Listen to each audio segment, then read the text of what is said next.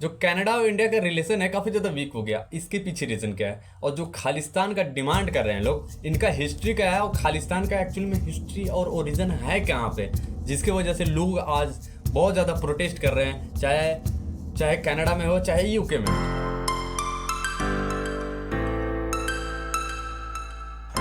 देखो, सबसे पहले स्टार्ट हुआ था 1940 को। अब ये 1940 में ही जो एक पंजाब था पूरा टोटल हिंदुस्तान का और पाकिस्तान का, उन्होंने डिमांड किया था कि वो एक सिकिस्तान बन जाए, मतलब पंजाब आज़ाद पंजाब बन जाए, सिकिस्तान बन जाए। लेकिन उस वक्त वर्ल्ड वार 2 का जो कंडीशन था, इसके वजह से वो उस समय उनका जो मंशा थी पूरा पंजाब को आज़ाद कराने की और सिकिस्तान बनाने के सिख लोगों के लिए, वो फुलफिल नहीं हुआ।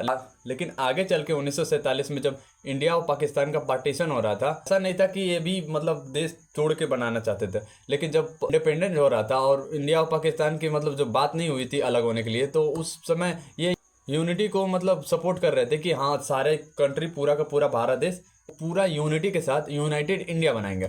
लेकिन उस वक्त जैसे ही पाकिस्तान की डिमांड की और पाकिस्तान बनने लगा, जिसके वजह से जो सिकिस्तान का मामला है, वो चीज़ भी उन लोगों ने डिमांड की। वो भी सिख लोगों ने डिमांड की कि पंजाब हमें सिकिस्तान के रूप में दे दो, एक मतलब एक आज़ाद देश के रूप में दे दो। लेकिन उस समय जो उनका मेजोरिटी नहीं था, जिसकी वजह से वहाँ पे उनका जो आगे इस समय भी जो उनका एम था एक सिकिस्तान बनाने की, वो मतलब फुलफिल नहीं हुआ। एक बाद 1973 में अगर बात करें तो एक अकाली दल करके पॉलिटिकल पार्टी था पंजाब में, जो कि एक रेजोल्यूशन पास किया था, जिसमें था कि मतलब जो स्टेट था पंजाब, वो सबसे ज़्यादा ताकतवर हो जाता। सेंट्रल कंट्रोल करती है स्टेट को, वो कंट्रोल की जो गिनी चुनी ताकत थी सेंट्रल के पास होता, बाकी जितना ताकत था सारा का सारा पंजाब के पास आ जाता। चाहे किसी भी ताकत को, लेकिन गिनी चुनी ताकत सेंट्रल के पास रहता।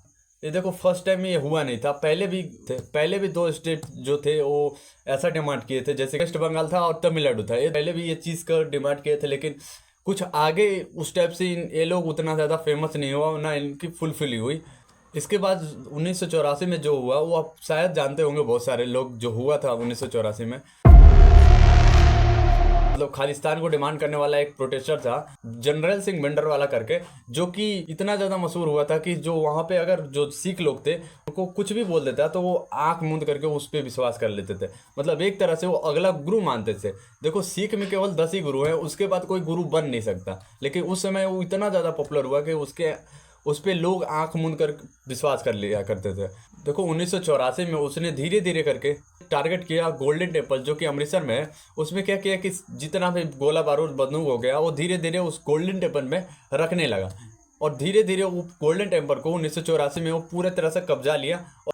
अब एक चीज़ जो भिंडरवाला कर रहा था, जैसे ही उस समय के जो पीएम थी हमारी इंदिरा गांधी को पता चला कि ऐसा ऐसा हो रहा है, तो उन्होंने तुरंत ही इंडियन आर्मी को ऑपरेशन ब्लू स्टार के नाम से एक ऑपरेशन चलाने के लिए बोला, जिसमें गोल्डन टेम्पल से जो टेररिस्ट लोग थे, जो वेंडर वाला था, जो एक तरह से टेररिस्ट बन चुका था, हथियार से पूरा मतलब बहुत सारे वो फुलफिल थे, बहुत सारा गोली बंदूक जो वेंडर वाले ला के अमृतसर के गोल्डन टेम्पल पर रखा था।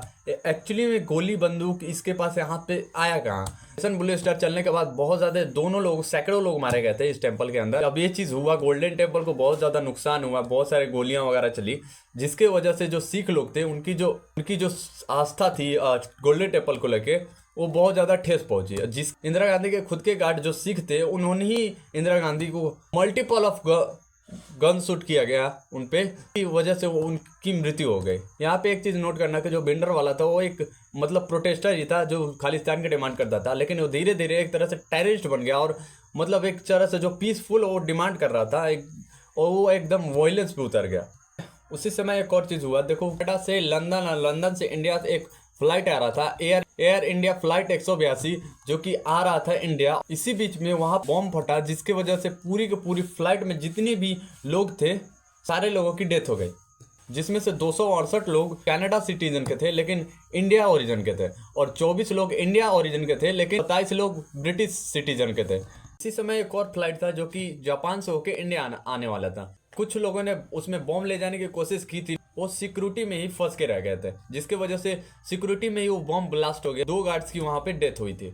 आगे चल के पता चला कि जो खालिस्तान के डिमांड करने वाले ग्रुप्स हैं, बब्बर खालसा का जो टेररिस्ट ग्रुप है, वो उसी का करतूत है। अब ये पता चलने के बाद जो कनाडा था उसने सॉरी बोला, और 2010 के आसपास इंडिया और कनाडा का जो रिलेशन था कुछ अच्छा मतलब हुआ। लेकिन 2010 के बाद देखो, आप समझते हैं कि कनाडा, यूके, ऑस्ट्रेलिया, ये सब में एक्चुअली में जो सिख लोग प्रोटेस्ट कर रहे हैं खालिस्तान में, वो कैसे पहुंचे वहां पे। अब देखो, ये माइग्रेशन वाला जो टॉपिक है बहुत ज़्यादा लंबा है और डीप है। अगर इसमें डीप में जाए तो बहुत ज़्यादा अपना वीडियो लंबा हो जाएगा, इसलिए इसमें ज़्यादा डीप में नहीं जाते हैं। बस इतना समझते हैं कि वहाँ के, यहाँ से जो लोग वहाँ पे माइग्रेट हुए थे, वहाँ पे अपना एक सोसाइटी बिल्ड कर लिए, और वही सोसाइटी आज खालिस्तान का डिमांड कर रही है। देखो, ऐसा नहीं है कि सारे लोग इनोसेंट ही लोग हैं। बहुत सारे लोग हैं जो कि इंडिया में मर्डर करके या फिर इंडिया में वायलेंस करके वो कनाडा भाग जाते हैं, यूके भाग जाते हैं या ऑस्ट्रेलिया भाग जाते हैं। उसी में से बहुत सारे लोग टेररिस्ट थे जो कि इंडिया में टेरर करके, वायलेंस करके कनाडा भाग गए थे और जैसे तैसे वहाँ के सिटीजन ले लिए थे। अब वही में से एक था हरदीप सिंह निज्जर करके, जो कि बंदा 1990 में माइग्रेट हो गया था कनाडा में, और इंडिया में वो मोस्ट वांटेड पर्सन था और बहुत सारे क्रिमिनल चार्जेस उस पर थे, जैसे वायलेंस था, जैसे कि 1980 से 1990 में जो वायलेंस हुआ था, इसके बीच में इन्वॉल्वमेंट और दूसरे क्रिमिनल केसेस थे उस पर, जिसकी वजह से वो मोस्ट वांटेड इंडिया में था। और वही बंदा कनाडा में जाके जैसे तैसे कैनेडियन सिटीजनशिप ले लिया और कनाडा में ही रहने लगा, और कनाडा में ही जो खालिस्तान के जो बहुत सारे डिमांड करते हैं लोग और ग्रुप्स, उसको सपोर्ट करने लगा और उससे जुड़ गया। अब इसी बीच में कनाडा के ब्रिटिश कोलंबिया जगह है जहाँ, अब इसी बीच में किसी अननोन पर्सन ने उसे गोली मार के और वहाँ से चला गया। अबे जो मर्डर है कनाडा में निज्जर का, जो कैनेडियन पीएम है जस्टिन ट्रूडो, इसको रेज करते हैं अपने पार्लियामेंट में। उनका कहना था कि जो उनकी जो सिटीजन्स लोग थे, उनका जो कैनेडियन सिटीजन्स के लोग था, जो कि निज्जर भी था, उसकी मर्डर हुई है और जिसका हाथ, उसकी मर्डर में इंडिया के एजेंट्स का हाथ है। इंडियन पार्लियामेंट में ये चीज़ बोल दी है और इंडिया पे एलिगेशन लगाए कि इंडिया का हाथ है निज्जर के मर्डर में, जिसके रिस्पॉन्स में इंडिया ने इस साफ साफ बोला कि हमारा कोई हाथ नहीं उसमें। जबकि जो कैनेडियन पीएम के पास कोई वैलिड, कोई मतलब प्रूफ ही नहीं था इस चीज़ के कि सब इंडियन गवर्नमेंट का हाथ है इसमें। बहुत सारे इस वक्त जो बात हो रही थी एलिगेशन का, तो बहुत सारी इस वक्त मतलब अलग अलग बातें बोली गई, कनाडा के थ्रू भी और इंडिया के थ्रू भी। देखो, कनाडा का जो अपने सिटीजन का कहना था कि इंडिया आप घूमने कभी मत जाना, कि कश्मीर अच्छा जगह नहीं है, कश्मीर एक टेररिस्ट एरिया है, मणिपुर एक टेररिस्ट एरिया है, ये चीज़ में आप कभी घूमने मत जाना। इंडिया के जो डिप्लोमेट्स थे कनाडा में, उसे भी वहाँ से रिमूव कर दिया। और इसके रिस्पॉन्स में इंडिया ने वहाँ के कनाडा के जो डिप्लोमेट्स थे उन्हें सबसे पहले रिमूव किया। उस कनाडा के लिए वीज़ास थे वो सारे सस्पेंड कर दिए, वीज़ा पे रोक लगा दी, और फिलहाल में ही 41 डिप्लोमेट्स को इंडिया से निकाल दिया।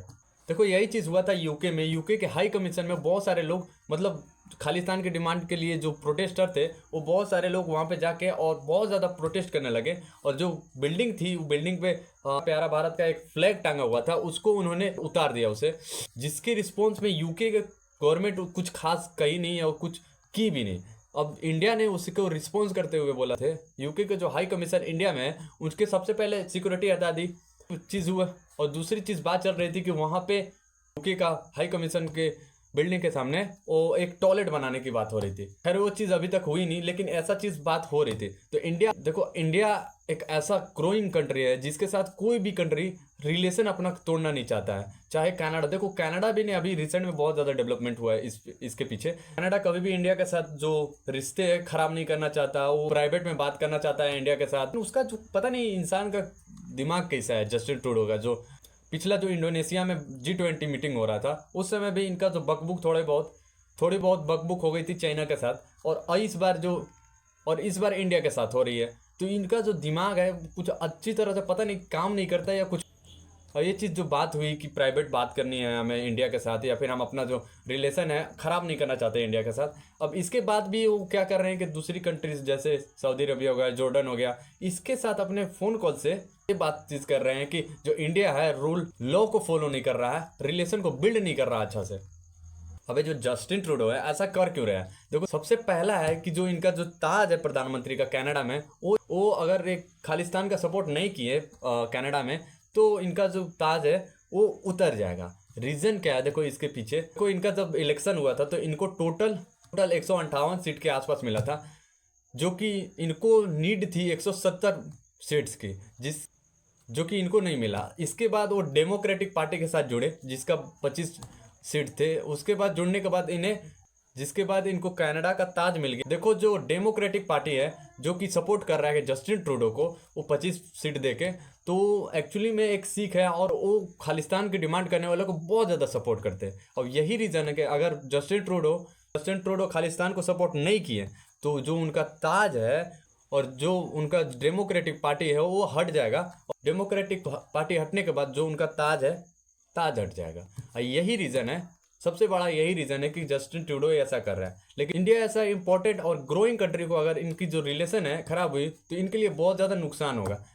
देखो नुकसान की बात करिए हैं तो नुकसान की बात ही कर लेते हैं कि कनाडा इंडिया का अगर रिलेशन खराब हुआ या बिगड़ा या फिर बहुत ज़्यादा टूट गया तो क्या इफेक्ट पड़ेगा इंडिया पे और कनाडा पे। देखो कनाडा में इंडियन स्टूडेंट लगभग 3 लाख से भी ज़्यादा है। देखो इतना नॉर्मल से समझो कि कोई करोड़ों रुपया खर्चा करके कनाडा में जाके पढ़ता है। कनाडा जो यूनिवर्सिटीज़ है, कॉलेजेस है, उसको इतना ज़्यादा पैसे देते हैं। मतलब एक स्टूडेंट का आप ये समझ लो, और 3 लाख स्टूडेंट मतलब बहुत सारा पैसा हो जाता है जो कि कनाडा में जाता है। और अब कनाडा इंडिया के साथ रिलेशन तोड़ेगा तो जो इंडिया है वो इंडिया के स्टूडेंट वहाँ पे तो जाएंगे नहीं, जिससे जो पैसे हैं इंडियन स्टूडेंट के जो कनाडा में खर्चे कर रहे हैं लोग स्टूडेंट, वो पैसे कनाडा के जगह किसी दूसरे कंट्री में जाएगा। और जो कनाडा है इसके पास दूसरा कोई ऑप्शन नहीं है, क्योंकि देखो इंडिया एक ऐसा कंट्री है जो कि बहुत सारा स्टूडेंट जो कि बाहर कंट्री में जाके पढ़ाई करते हैं। अब ऐसा दुनिया भर में कोई ऐसा कंट्री नहीं है जो कि बहुत ज़्यादा लोग स्टूडेंट जाते हैं। चाइना को कुछ जाते हैं लेकिन उतना ज़्यादा नहीं जाते हैं जो कि इंडिया में जितना जाते हैं।